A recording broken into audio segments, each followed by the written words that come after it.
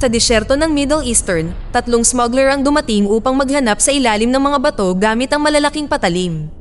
Pagkaraan ng ilang sandali, isang lalaki ang nakahanap ng butas sa lupa. Tinawag niya ang kanyang mga kaibigan at magkasama nilang pinuno ng gas ang butas.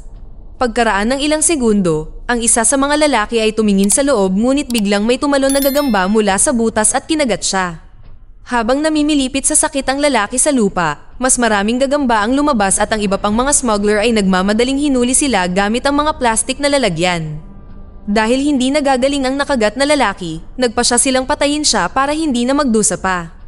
Nang maglaon, ang mga gagamba ay ilegal na ibinebenta sa buong mundo bilang mga exotic na alagang hayop. Sa France, bumisita si Caleb sa isang tindahan na nagbebenta ng mga ipinuslit na kalakal para bumili ng ilang alahas. Dinala siya ng clerk sa kanyang opisina at nakita ni Caleb ang gagamba sa plastic box. Sa pag-iisip na ito ay astig, nagpasya siyang bilhin ito. Pagkatapos, umuwi si Caleb at tinulungan ng janitor na si Zhao na maglabas ng basura. Nakita siya ng ilang bata at binato siya ng paputok bilang prank bago tumakas. Nagawa ni Caleb na hulihin ang huling lalaki at kinuha ang bag na may mga paputok na ibinigay niya kay Zhao upang maitapon. Pagkatapos ay nakipagkita siya sa kanyang kaibigan na si Mathis na mahilig magnakaw ng mga bisikleta. Dahil si Caleb ay nagbebenta ng sapatos, tinutulungan siya ni Mathis na makahanap ng mga potensyal na mamimili. Nang makarating si Caleb sa kanyang apartment, nakita niya ang kanyang kapatid na si Manon na sinusubukang ayusin ang lugar at pinagalitan siya sa hindi pag-aalaga sa mga gamit ng kanilang namatay na ina. Pagkatapos ay pumunta siya sa kanyang silid at nataranta nang mapansin niyang patay ang mga ilaw. Agad niyang binuksan ang mga ito na nagpapakita ng kanyang malaking koleksyon ng mga kakaibang alagang hayop na nangangailangan ng init ng liwanag upang mabuhay. Ang gagamba ay inilagay sa kahon ng sapatos habang nangangako si Caleb na kukuha ng maayos na bahay na gawa sa salamin para dito. Pagkatapos ay sinigawan ni Caleb si Manon sa pagpatay nito sa mga ilaw dahil maaari itong ikamatay ng kanyang mga alagang hayop. Sumigaw pabalik si Manon, ipinaliwanag na sobrang taas ng singil sa kuryente dahil sa kanya. Ang apartment ay nasisira na at wala silang paraan upang ayusin ito, kaya sa palagay niya ay dapat nilang ibenta ito. Gayunpaman, tumanggi si Caleb dahil nasa lugar na ito ang lahat ng alaala ng kanilang ina. Nang maglaon sa araw na iyon, pumunta si Caleb sa isang party at nakasalubong si Tumani na humihingi ng bagong sapatos dahil ang kasalukuyang sapatos niya ay nasa masamang kalagayan. Nangako si Caleb na makukuha niya ito sa lalong madaling panahon at umalis si Tumani kasama ang kanyang aso matapos siyang pagbantaan. Pagkatapos ay kinamusta ni Caleb si Claudia, isang matagal ng kaibigan ng kanyang ina. Iniregalo niya sa kanya ang alahas na binili niya kanina bilang pamamaalam dahil lilipat na siya. Tila ang mga gastos sa upa ay masyadong tumaas at halos wala ng tao sa gusali ang kayang bayaran ng mga ito. Ginugol ng buong grupo ang party sa paninigarilyo at paglalaro ng mga video game. Sa silid ni Caleb, gumawa ng butas ang gagamba sa kahon at nakatakas. Makalipas ang ilang oras, umuwi si Caleb at kinailangang buksan muli ang mga ilaw. Nang buksan niya ang kahon ay nadiskubre niyang wala na ang gagamba at desperadong naghanap sa buong silid ngunit hindi nagtagumpay. Gayunpaman, nakahanap siya ng kakon na itinago niya sa isa pang kahon bago nagpas siyang matulog sa sopa. Kinaumagahan ay ginising si Caleb ni Manon at ng ilang kaibigan na nagtatrabaho sa pag-aayos ng banyo, kaya hindi siya makapag-shower. Pagkatapos ay dinala ni Caleb ang bagong sapatos kay Tumani at nakita sila ni Gilles na nag-iisip na may nakatagong ilegal na sangkap sa mga sapatos at nagpaalala kay Caleb na binabantayan niya siya. Nagtago si Tumani sa supply room at sinubukang isuot ang kanyang bagong sapatos, ngunit mabilis niyang inilabas ang kanyang paa nang may kumagat sa kanya. Tumingin siya sa loob ng sapatos at may lumabas na gagamba na gumapang sa kanyang braso, kaya itinulak niya ito at hinampas ito ng sapatos. Nang suriin niyang muli ang sapatos, lumabas ang napakaraming maliliit na gagamba at gumapang sa buong katawan ni Tumani na naging dahilan upang siya ay mataranta habang kinakain ng kanyang aso ang naunang gagamba.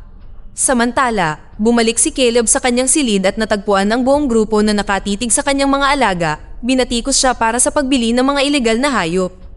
Patuloy na nakakatanggap ng tawag si Caleb mula kay Tumani ngunit hindi niya ito pinansin dahil nakikipagtalo siya sa iba upang paalisin sila. Nang makaalis na ang lahat, isinara niya ang pinto at tinakpan ng tuwalya ang siwang kung sakali.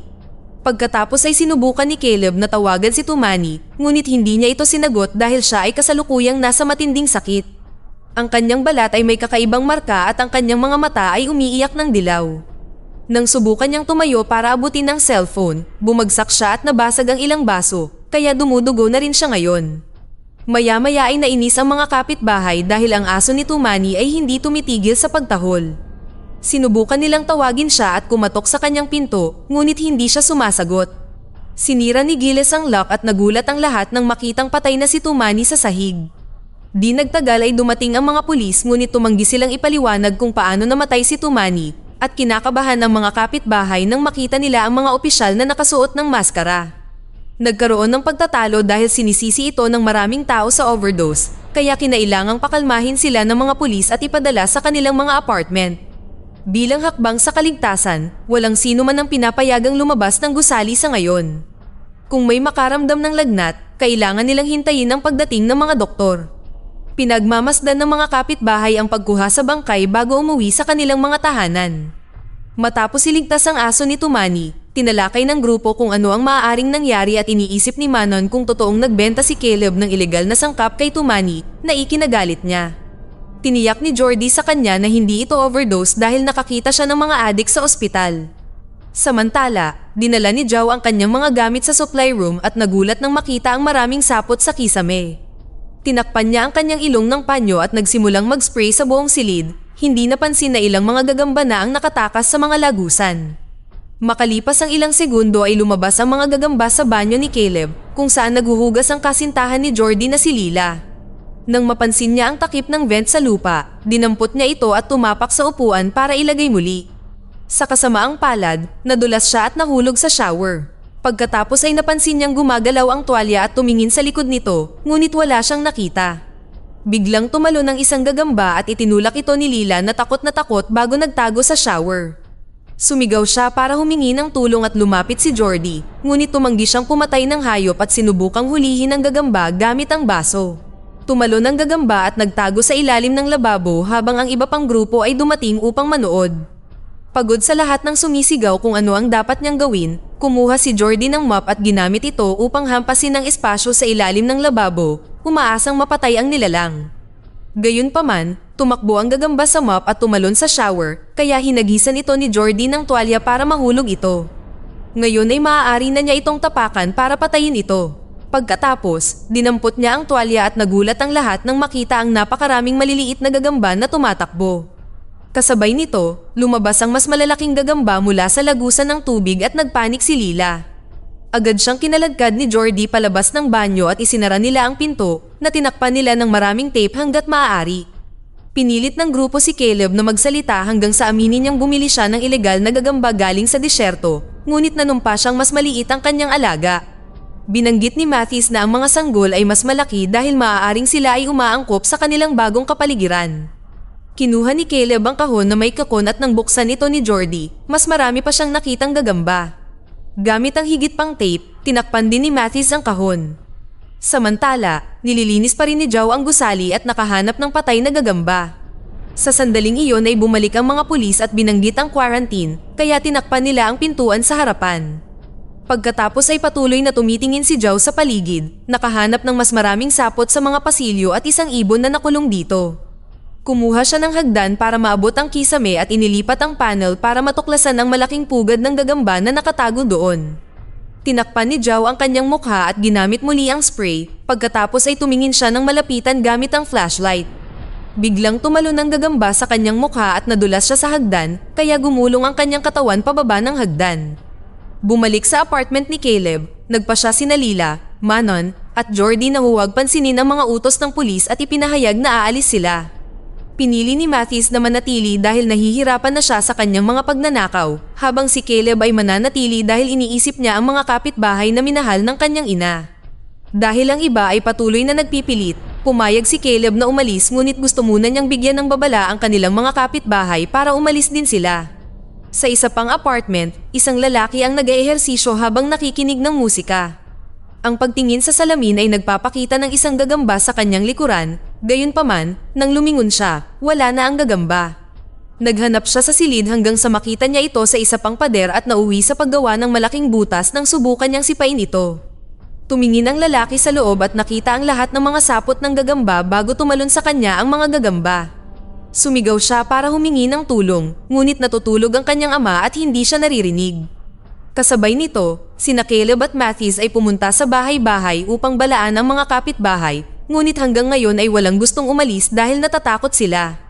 Kumatok din sila sa apartment ng nag-eehersisyo, ngunit tinatakpan ng musika ang pagsigaw niya. Dahil nag-aalala, tumakbo si Caleb para tingnan si Claudia na hindi sumasagot sa pinto.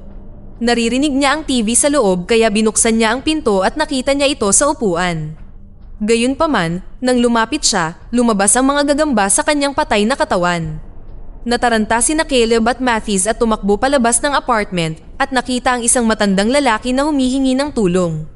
Gusto siyang tulungan ni Mathis ngunit pinigilan siya ni Caleb, iginiit na ang lalaki ay nakagat.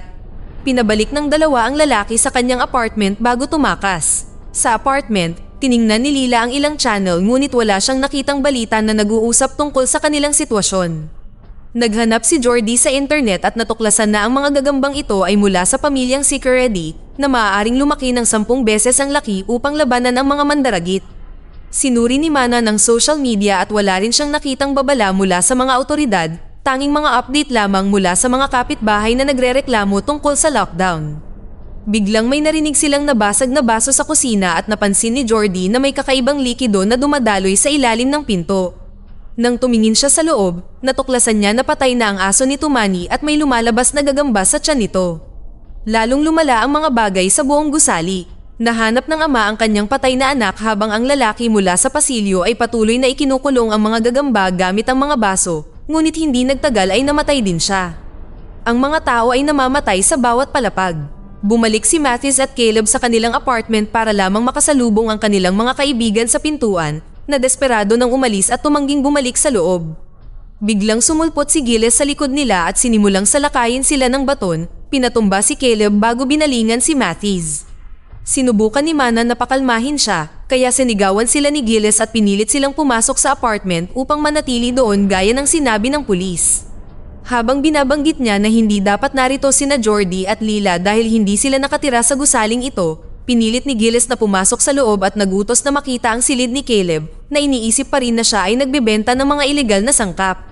Nang subukan ng iba na pigilan siya ay lalo siyang naghinala, kaya si Caleb na nagagalit ay nagpasya na hayaan siyang pumasok. Tumingin si Gilles sa paligid ng silid at nakita ang selyadong kahon na sinimulan niyang saksakin gamit ang kutsilyo. Nang malaki na ang butas, lumabas ang mga gagamba at agad na tumakbo palabas ng apartment ang grupo, nilock ito para iwan si Gilles para mamatay. Pagkatapos, dumaan sila sa hagdan, natagpuan ng mga sapot ng gagamba sa bawat sulok habang sila ay bumababa. Sa kalaunan, narating nila ang isang pasilyo na may nakaharang na sapot at ang pinakamalaking gagamba na nakita nila sa ngayon. Biglang namatay ang mga ilaw, ngunit bumalik ito makalipas ang ilang segundo. Lumalabas na ang mga pasilyong ito ay may mga bumbilya na sensitibo sa oras. Determinado na makarating sa garahe, bumaba ang grupo sa sumunod na palapag para lang makahanap ng mas maraming sapot at gagamba. Dahil wala silang iba pang pagpipilian, tinakpan nila ang kanilang ulo at nagsimulang maglakad pababa sa pasilyo habang si Manon ay nanatili upang kontrolin ang mga ilaw na tila pinipigilan ang mga gagamba. Mas natagalan sila kaysa karaniwan ngunit ligtas silang nakarating sa kabilang panig. Ngayon ay si Mana naman ang tumawid ngunit nang makakarating na siya sa dulo, namatay ang mga ilaw at napadpad siya sa sapot ng gagamba. Inilabas niya ang kanyang lighter at napansin ng isang gagamba na papalapit, ngunit ang pagsunog nito ay magpapaalerto sa iba kaya mabilis siyang tumakbo upang muling makasama ang iba. Nang subukan ng grupo na umalis, pinipigilan ng mga pulis na mabuksan ng pinto at hindi pinansin ang paghingi nila ng tulong. Ginamit ng mga lalaki ang lahat ng kanilang lakas upang buksan ang pinto kahit kaunti ngunit ginamit ng mga pulis ang puwang na iyon upang pausukan sila ng gas. Nais ng grupo na ipagpatuloy ang paghila, ngunit pinaputukan ng mga pulis ang pinto upang lumayo sila.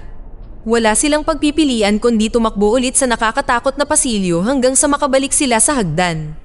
Salamat sa gas, ang mga spider ay hindi tumalon sa kanila, ngunit nawawala si Jordy.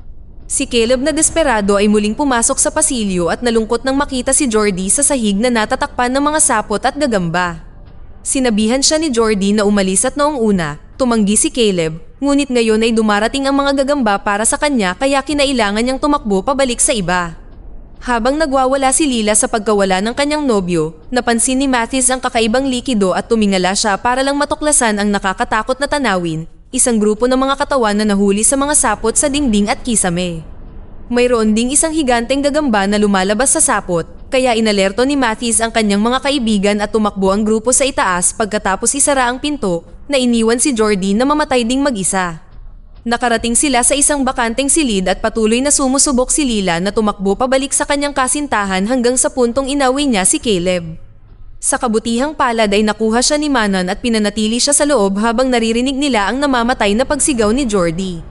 May isang bag sa sahig at nakita ni Mathis ang mga paputok ng mga bata sa loob, kaya sinindihan niya ang isa para magkaroon ng ilaw. Umiiyak ang iba para kay Jordy, kaya pinakiusapan sila ni Mathis na magpakatatag dahil kailangan pa nilang tumakas. Naniniwala siya na sa pamamagitan ng paggamit ng mga paputok ay maaari nilang labanan ng mga gagamba at makarating sa bubong para humingi ng tulong. Unang naghagis ng paputok si Mathis sa pasilyo at dahil sa pagsabog ay nag-freeze ang lahat ng gagamba sa kisame. Pagkatapos ay sinimulan ng grupo na maglakad ng maingat sa pasilyo gamit ang isang paputok bilang kalasag. Nang mamatay ang apoy, kumuha si Caleb ng Molotov mula sa bag at itinapon ito sa pasilyo na nagsimula ng apoy na nagpasindak sa mga gagamba at sinundan sila. Ang grupo ay agad na nagsimulang tumakbo sa itaas na palapag, palaging tinitiyak na iikot ang kanilang mga flashlight sa direksyon ng mga gagamba upang magkaroon ng oras. Sa isa sa mga apartment, humihingi ng tulong ang ilang kapitbahay, ngunit sinabihan sila ng mga lalaki na manatili sa loob bago sila nagpatuloy sa pagtakbo. Wala nang gaanong lakas ang kanilang mga flashlight, kaya sinubukan ni Manon na mabuksan ang lock ni Gilles hanggang sa makuha niya ang tamang susi sa kanyang apartment at nagtago ang grupo sa loob, isinara ang pinto bago sila maabot ng mga gagamba. Nagkaroon ng breakdown si Caleb, nakukonsensya dahil siya ang nagdala ng gagamba dito. Sinabi niya kay Lila ang tungkol sa masalimuot na nakaraan nila ni Jordy, ipinaliwanag na dati silang magkakaibigan noong bata pa sila at nagkahiwalay. Biglang lumitaw ang ilaw sa bintana at pumasok ang isang grupo ng mga pulis. Tumanggi silang makinig sa mga pakiusap ni Caleb na tulungan ng iba pang mga kapitbahay at sinaktan siya ng isang pulis para patahimikin siya, kaya sinubukan ni Caleb na lumaban. Madaling ibinagsak siya ng opisyal sa sahig at sinubukang tulungan ni Manon ang kanyang kapatid, ngunit itinulak din siya palayo. Hinarap ni Mathis ang isa pang pulis at hindi nagtagal ay nag-away ang magkabilang grupo habang gumugulong sa sahig. Inatake ng isang opisyal si Mathis ng pepper spray at pagkatapos ay sinimulan siyang sakalin, kaya kinuha ni Caleb ang nahulog na baril at binaril ang pulis para iligtas ang kanyang kaibigan. Ang mga babae ay itinapon sa isang sulok at inisprayhan ng gas habang ang dalawang opisyal ay kinailangang magtulungan upang tuluyang madaig si Caleb. Ang buong grupo ay nakatali at dinala sa garahe kung saan nagtatago ang mga pulis para harapin ang mga gagamba. Habang pinupulot ng espesyal na koponan ang mga katawan ng mga nilalang, sinubukan ng pinunong opisyal na ipaliwanag na halos masira ng grupo ang kanilang operasyon. Sinabi niya na ang lahat ng ginagawa nila ay kabilang sa protocol para tulungan sila at maraming opisyal din ang namatay, ngunit iniisip ni Caleb na hindi sapat ang kanilang ginawa at patuloy lang silang sinisigawan. Biglang umubo si Mathis na halatang nakagat siya. Wala na siyang maraming oras, kaya gusto niyang mamatay bilang isang bayani. Pumunta si Mathis sa generator at pinatay ito, dahilan upang mamatay ang mga ilaw. Pagkatapos ay tumakbo siya upang itulak ang pulis sa pintuan, ibinalik siya upang buksan ito. Hindi nagtagal, lumabas ang daan-daang gagamba at nagpaputok ang mga pulis habang kumakalat sila sa garahe. Habang sinisimulan ng mga gagamba ang pagpatay sa mga pulis, ginamit ni Caleb at ng mga babae ang pagkakataong tumakas. Nakapagtago sina Lila at Caleb sa likod ng isang kotse at napansin nilang nawawala si Manon. Gamit ang lighter, pinakawalan ni Lila si Caleb mula sa pagkakatali at nakita ang isa pang lalaki na pinapatay ng mga nilalang. Sinabihan ni Caleb si Lila na magtago sa loob ng kotse habang hinahanap niya ang kanyang kapatid. Tumakbo siya sa kaguluhan at nagawang muling makasama si Manon, ngunit nabaril siya sa binti sa proseso. Kumuha si Manon ng fire extinguisher at binasag ang bintana ng van para mabuksan nila ito at maitago sa loob. Tinakpan niya ang sugat ni Caleb at humingi ng paumanhin para sa kanyang saloobin, inamin na namimiss din niya ang kanilang ina. Ibinigay ni Caleb sa kanya ang bracelet ng kanilang ina, sinabi sa kanya na itago ito. Maya-maya ay lumitaw ang mga gagamba sa mga bintana, ngunit bago sila makapasok sa van, pinaandar ni Lila ang mga ilaw ng isang sasakyan upang takutin sila. Pagkatapos ay tumakbo ang magkapatid sa van, umiiwas sa mga pulis at gagamba hanggang sa makarating sila sa sasakyan kasama si Lila. Nagsimula siyang magmaneho sa garahe, tinamaan ng ilang kotse, bisikleta at maging mga pulis habang papalabas. Kinailangan niya lumiko ng ilang beses at kalaunan, nakita niya ang labasan, ngunit may isang malaking gagamba na nakaharang sa daan. Nagboluntaryo si Caleb na lumabas at tinitigan ang nilalang, na tumakbo palayo pagkatapos patayin ni Lila ang mga ilaw ng kotse. Ngayon ay mabubuksan na ni Caleb ang pintuan sa harapan at sa wakas ay nakatakas ang grupo. Maya-maya, ang harang na inilagay sa paligid ng gusali ay natatakpan ng mga larawan ng lahat ng mga taong pinatay ng mga gagamba. Ang mga bulaklak, mensahe, at souvenir ay iniwan bilang pag-alaala. Sumabog ang gusali, kaya ang mga nakaligtas ay nawalan ng kanilang mga tahanan. Sa kagubatan, ibinaon ni Caleb ang isang kahon na may larawan noong bata pa sila ni Jordy. Gumapang ang isang gagamba sa kanyang balikat, kaya hinawakan niya ito at pinakawalan sa kakahuyan. Dito na nagtatapos ang ating kwento. Sana ay nagustuhan nyo. Mag-subscribe na kung hindi ka pa nakasubscribe, pindutin na rin ang notification bell at like button upang matulungan ang channel, at mag-iwan na rin ng komento. Maraming salamat sa panonood.